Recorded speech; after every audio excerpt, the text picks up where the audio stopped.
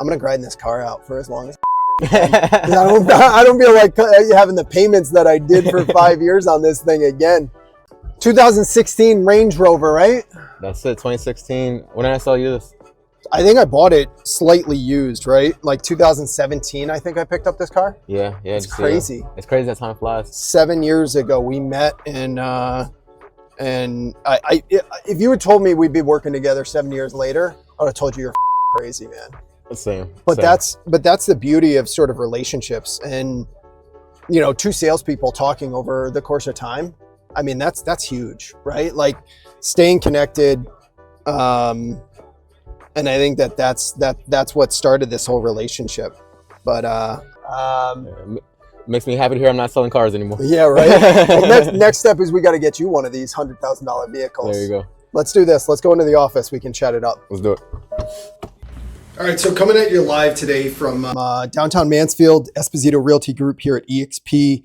My name is Ben Esposito. I am the team lead, and I'm sitting down with the man, Pedro Melo, who just joined our team. Wanted to give you guys a little bit of an introduction about sort of who we are, how we originally met, and just kind of get you to know Pedro a little bit more, obviously let you into our relationship, and just take it from there. So, yeah, I mean, even though I've already introduced yourself, Pedro, tell everybody who you are, where you're from, all that kind of stuff. Yep. I'm Pedro Melo. As Ben just mentioned, I'm the newest member of the team here at Esposito Realty Group. We're going to chat a bit about how this relationship came to be, and just a little bit about myself. I live in Foxborough, so I'm close by here to the office. I've been down in Foxborough for the past 5 years. Where were you when we first met? So when we met, I was in my first year over at Land Rover, and I was still down in Boston. So So you were coming from Boston down to Norwood. Yep, hour and a half commute every morning, hour back home. It was a tough lifestyle. Yeah. Now, was that a reverse commute? So it took you an hour each way, huh? Yeah. Wow. Yeah. And so let's give everybody an idea. So Pedro and I met each other, as you guys probably noticed from the intro. Pedro was the salesperson who sold me the car that I still have to this day about 7 years ago. So I walked into the Range Rover dealership just to kind of look at sort of a dream car, and within a little bit, he sold me the dream car very quickly. I didn't intend to buy, but because he's a good salesperson and he kept following up, even though I pushed him off a number of times, I still bought the car. So I'm curious. So from your perspective, tell me your first impressions of me. Do you remember meeting me and kind of going through that process? Yeah. So even though 7 years ago, it feels just like yesterday. You made it sound very simple. We met on a few different occasions to try to sell you a car. Yep. And, at the time, I was just in my first year over at Land Rover. So I was still learning the business there and still learning the cars. Luckily for me, you kind of had an idea of what you were looking for. So it just took me kind of to guide you and get to the final step of that. But what really stood out to me from that interaction is that, in my years at Land Rover, I dealt with a lot of other people that were in sales, and specifically real estate agents. You took the time after buying the car just to take a moment to thank me for being patient with you while you're looking for a car and not being salesy, just helping you with your decision and guiding you. And so you stuck in my mind from that small conversation just because you're appreciative of the interaction and how it played out. And you actually at the time were working, I believe, in Remax. Yeah. So when I moved down to Foxborough, which was shortly after I sold you your car, I had it in my mind to buy a home. And so I started looking at local real estate agents, and I saw that you were working right in front of me. Yep. So I already had it in my mind after that interaction that, hey, when I buy a house, the first person I'm going to call is Ben. Yeah. And 7 years later now, I'm here in your office working for you. So yeah, it's kind of crazy. And it's funny that you say that about the appreciation for not being salesy. I think it's funny because as a salesperson, I've never particularly liked to feel like I'm getting sold. At the same time, with a good salesperson, I will buy if they're good at what they do. But if it feels like I'm dealing with a salesperson, that's repulsive to me. And maybe that's because I know what it takes behind the scenes to gain the knowledge and just treat people with respect and sort of not put the pressure on them, but give them the information that they need in order to make a decision. So it's interesting because we've never really talked about that particular part. From my recollection, I do remember that you were easygoing, and that was really refreshing to me because I didn't expect that when I went to go, look at cars. But I remember that you were kind and you were patient. I remember that you were just the right amount of pressure, and then you were just kind of a nice guy. And that, to me, that attracts me to people. If you're a salesperson, because I could just get the sense that you weren't just interested in selling the car. You were interested in helping me find what I wanted, which is a big distinction in sales.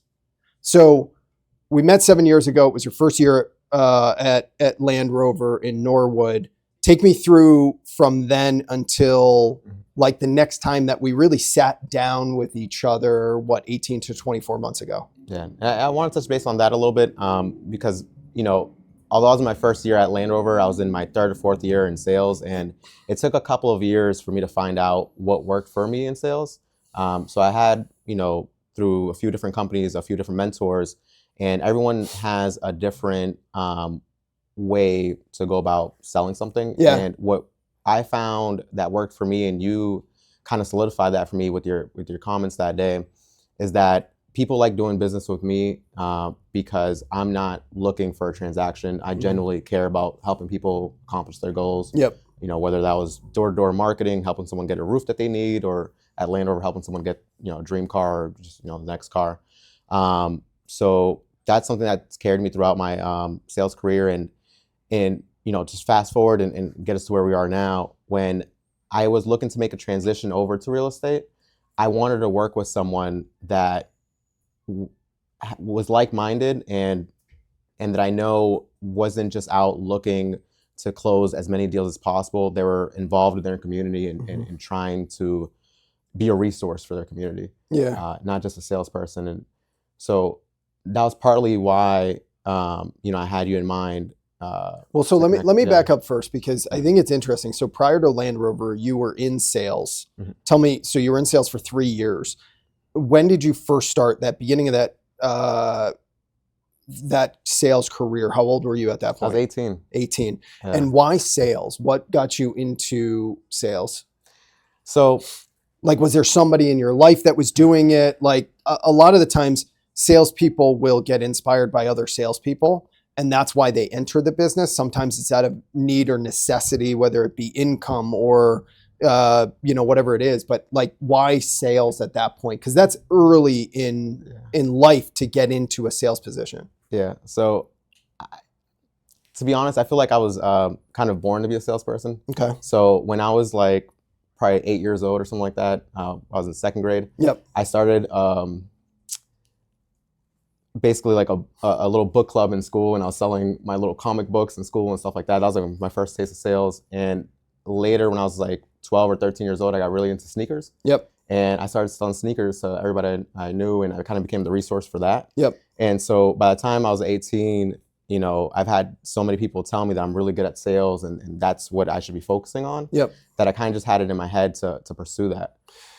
So that's really interesting, Yeah. and I'll get back to that. But like, so when you started with those sales businesses that you were creating at a very early age, were your parents in sales? Did you have a family member, a friend? It was just like your own instincts to connect the dots between doing an activity and getting paid for it? Yeah. So I was in my family. I'm the first generation that was born here. My parents are from the Dominican Republic, so they didn't even speak English. Yeah. And for most of the day, they were just at work, and I was by myself with my sister at home. Yeah. With limited resources, so I had to be creative since a young age to try to find my lunch money and find my next dollar, and I was able to do creative things that I enjoyed doing. Yeah.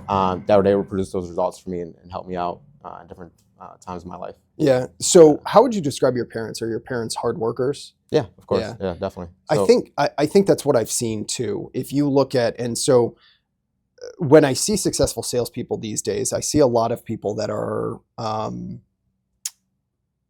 either inspired by other salespeople, which is what I was, because my mother was in sales, my father was in sales, and so I sort of saw that on a daily basis. The other avenue I see is people who are inspired by hard work. Whether that be military. I've seen a lot of ex-military, former police officers who have a very regimented and like specific schedule and are used to hard work. I see those folks come into the sales business, whatever business it is, and have a lot of success and results from that. So it's interesting to hear, and it's funny because not only are we fucking dressed alike, so let me, just in case they want to edit that out, not only are we dressed alike, but I think when I was younger, my mother was in sales. We had a legitimately, we had a chocolate factory that was in our hometown. And I used to go down there and I buy the candy at bulk, and then I put it in my parents' office and a couple of the other shops around my mother's real estate office. And I'd sell it for double what I bought it for. And then I'd just go around and I'd collect the money, and I'd do that over and over again. Same thing when I was in high school. I'd hustle at every point. I was always looking for sort of a way to provide something and get, compensated in return. So it's interesting to hear you do that sort of from that jump. so up to that point, everything I had done was something that was within my comfort zone, something that I was already doing that Yeah. I could leverage. But when I was 18, I joined a door-to-door marketing team that And was that right out of high school? Yes. Okay. Yes. Yeah.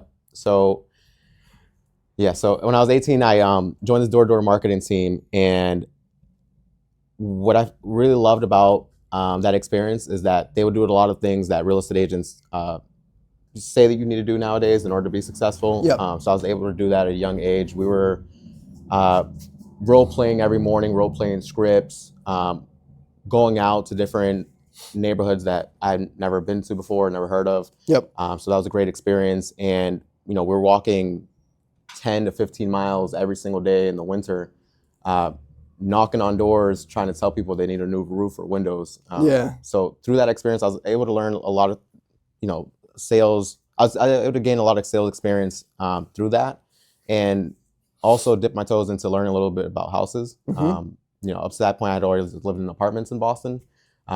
So seeing what kind of roofs are out there, windows, and just kind of getting a general knowledge of houses was really cool to me at 18. Yeah.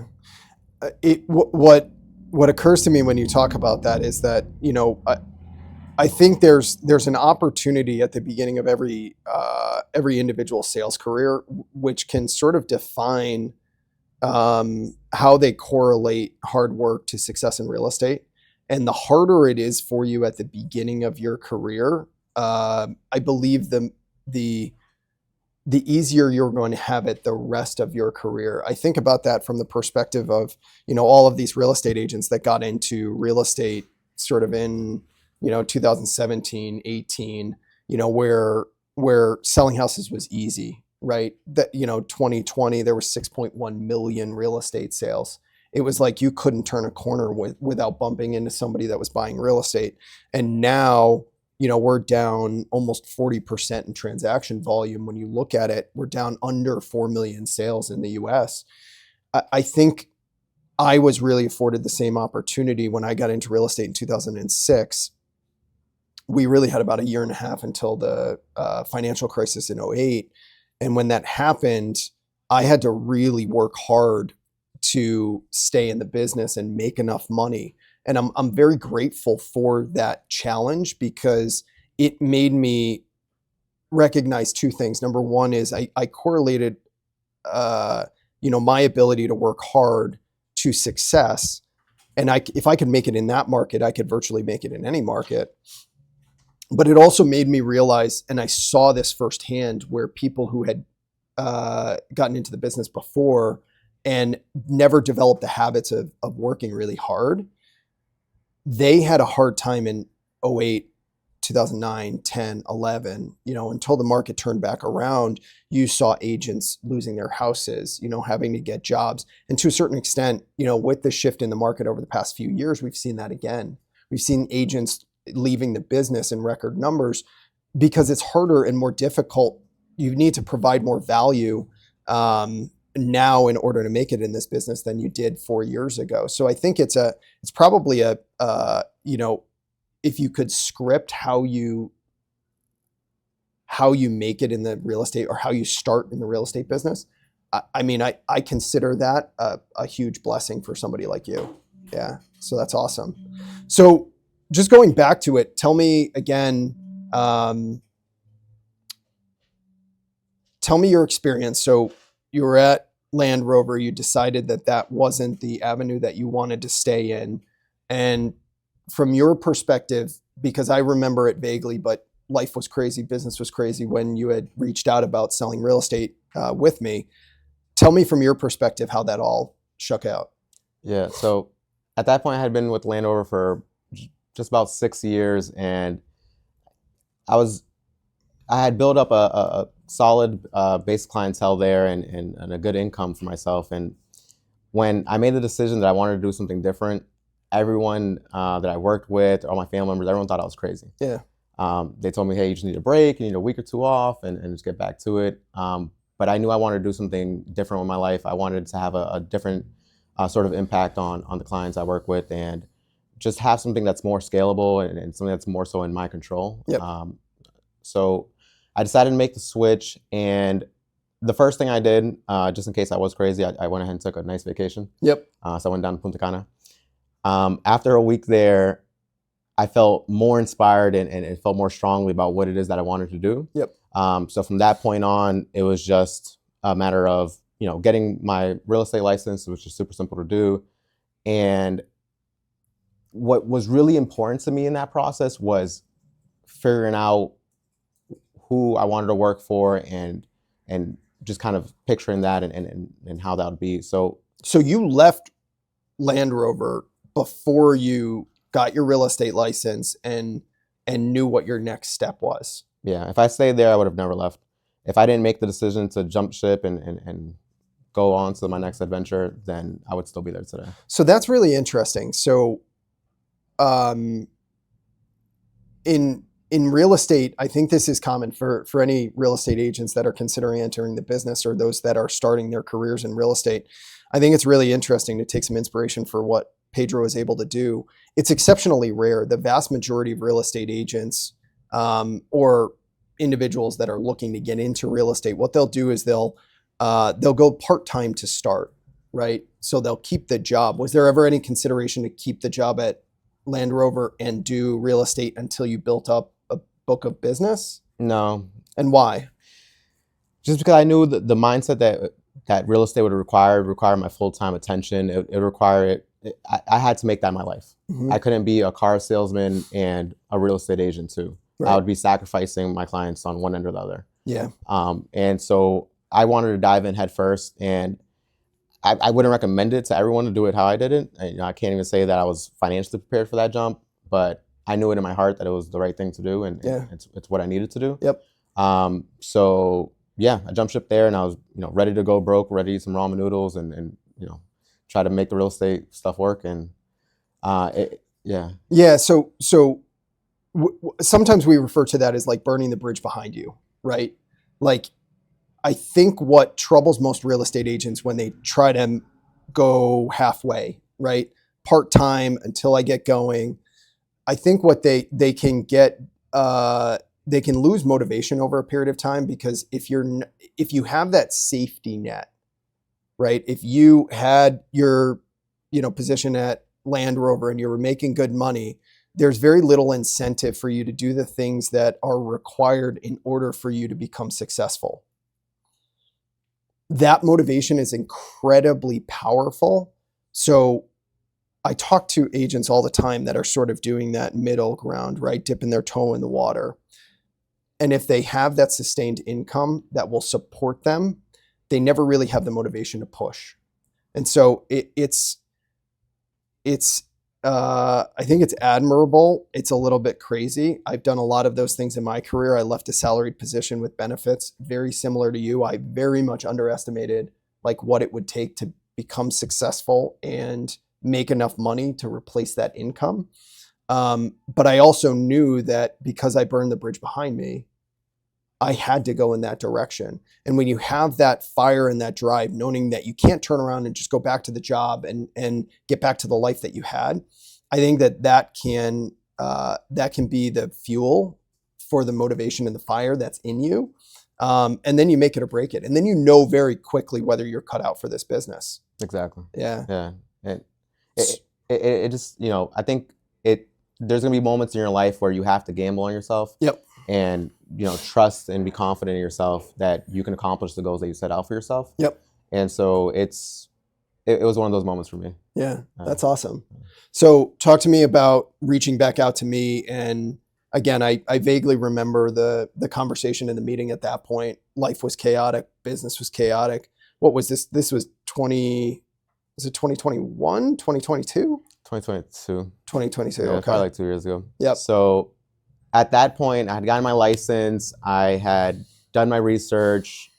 I had, gotten myself ready and prepared to make that jump. And I didn't want to interview with 5-10 different people. And there's pros and cons to everyone to work with. But up to this point, everyone that I've worked with, every organization, every individual that I've worked with has almost been like a predetermined path that I've just followed. Yeah. And so I had really had it in my head that I like Ben and I want to connect with Ben and see if I have an opportunity there before I explore anything else. Yep.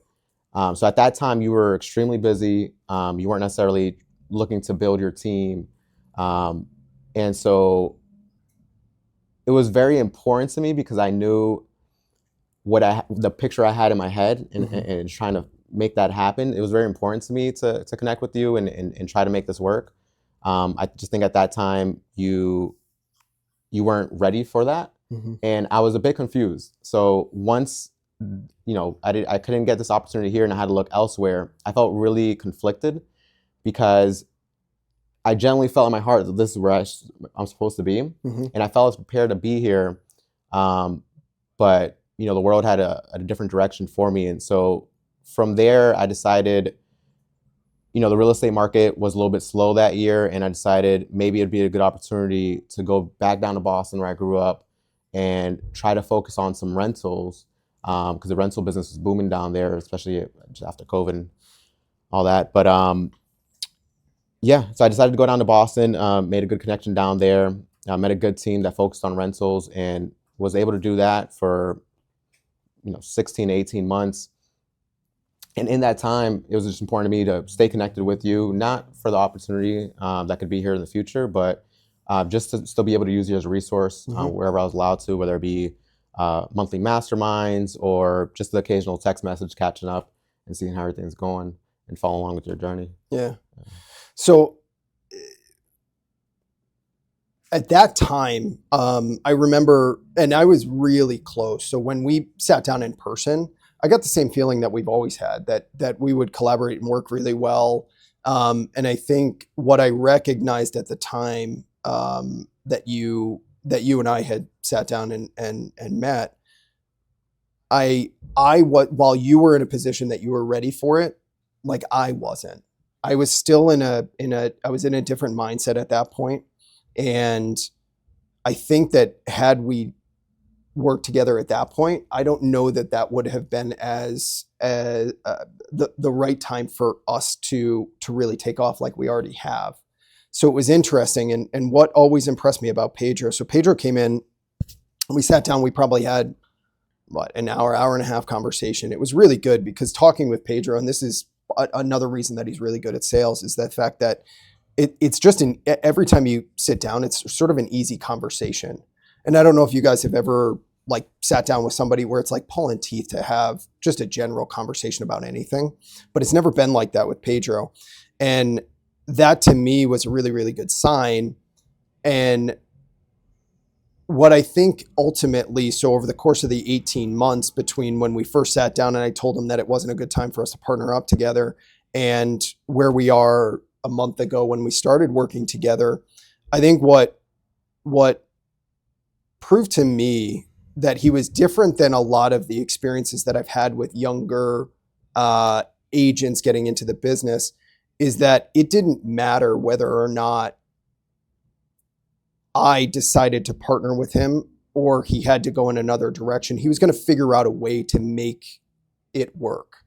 And most real estate agents that would have interviewed with me and gotten to know, they probably would have tried to go and sell real estate somewhere else and maybe got a part-time job and done it halfway. And they would have probably felt uncomfortable and distanced themselves from me. But we started doing mastermind sessions and we had some team stuff here at the office and, some coaching and training programs that we started to institute for agents in the local marketplace. And every single time Pedro showed up.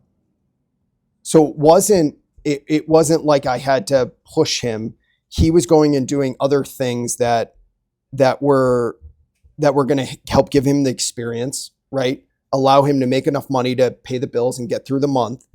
And when we sat down again and he started telling me about what he has done, now he's in Foxborough. So it was almost the opposite situation of your, Land Rover. Yeah. You're in Foxborough, so you're outside the city. And where was most of the business for you with the rentals? Just in Boston. Yeah. So, Brighton, the South Ends, the Back Bays. Yep. Yeah. And so to me, he goes out and he makes it work, right? Regardless of the circumstances and what gets thrown at him, he's going to find a way to make it work. And over time, he was around and he just kept proving himself that he was going to do what it took. And I truly believe, and we've only been working together a month now, but I've known you for 7 years, you're going to be successful in the business regardless of the partnership with me.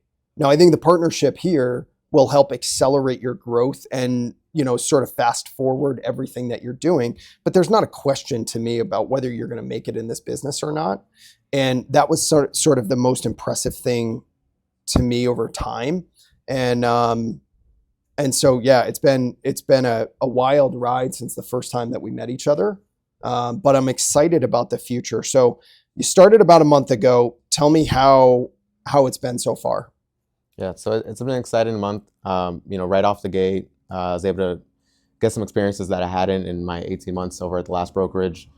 Being part of a local listing you had here, being able to collaborate with some of my coworkers and other agents in the office to be part of their showings, open houses, whatever they had going on. So just in the first week or two, I had gained more physical experience than I had in my 18 months in my last brokerage. And with your help and with the help of eXp Realty, just all the resources I've had poured onto me as far as daily mastermind events, role playing, scripts, just a bunch of different roadmaps and different ways of doing this to help me be successful. It's been great. Yeah.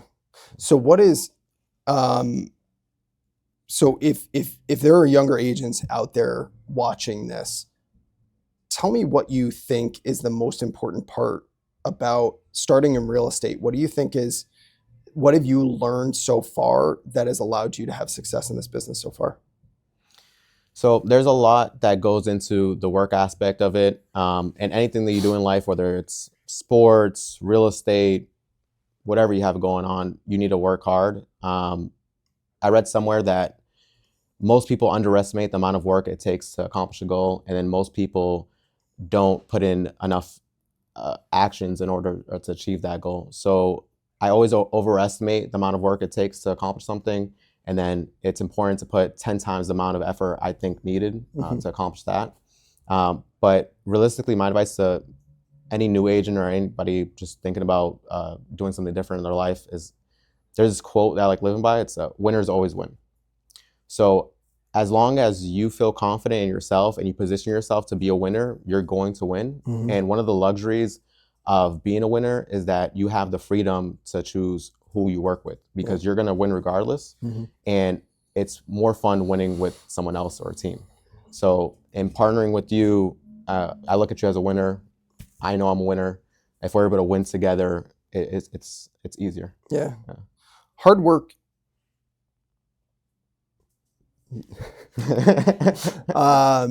So hard work is interesting because I do think that people drastically underestimate, how much work it takes to be in real estate. They see these shows on HGTV and it looks like just a party of what we do.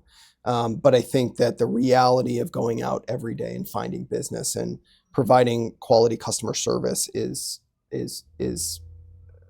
underestimated. And I think the other thing is that people drastically underestimate what they can do in a year. I'm sorry, they drastically overestimate what they can do in a year and drastically underestimate what they can do in 3 to 5. Yeah. So people expect this thing to just be to hit right away, right? They expect the results to come right away. And I think if you can look at it as a longer game, I think that that's where the true winning will happen. And I have no doubt that in this business and in this environment, you're going to have great success. So last thing, if people are interested in working with you, if younger agents want to connect with you, tell us all how they can get a hold of you. Follow me everywhere on every single platform at Pedro Melo Homes. You're gonna find my journey on there, so you can track along, see everything that I have going on, how my partnership with Ben and EXP is helping me along that journey, and obviously we can connect if you're looking to buy, sell, rent, or just looking for a friend in the real estate market. Amen to that. All right, Pedro, excited to have you on the team, man. We'll see how this whole thing goes, brother.